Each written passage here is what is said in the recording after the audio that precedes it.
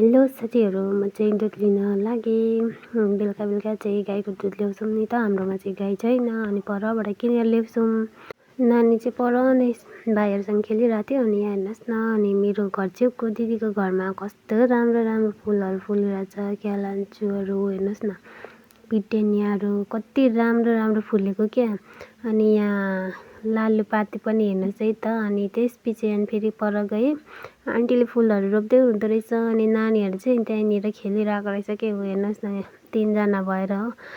अनि फेरि अनि म चाहिँ दुध लिन गएँ अनि नानी जाँदिनँ भन्यो नि त, त्यही भएर अनि म चाहिँ हिँड्दै जाँदै थिएँ। फेरि नानी एकछिनबाट पछ्याउँदै पछ्याउँदै आएछ। अनि त्यसपछि हामी घर पनि पुग्यो, दुध लिने घर। अनि नानीले त्यही खेल्ने कुराहरू देखेछ कि अनि मजाले हेऱ्यो। अनि त्यसपछि फेरि गयौँ हामी भित्रतिर। अनि भित्र गएर अनि हामीले दुध ल्यायौँ। दुध लिएर फेरि हामी चाहिँ घरतिर लाग्यौँ। अनि हेर्नुहोस् न, नानीलाई चाहिँ मुख चाहिँ बटारी बटारी हिँड्दै थियो। अनि पर वरपर बजारतिर हेर्दै म छोडेर जान्छु है भनेर आयो। फेरि कुद्दै कुद्दै अगाडि आयो टाउकोमा। अनि उसको खेल्ने कुरा राखेर झर्छ कि हेर्नु है भन्थ्यो। अनि घर पनि पुगे साथीहरू।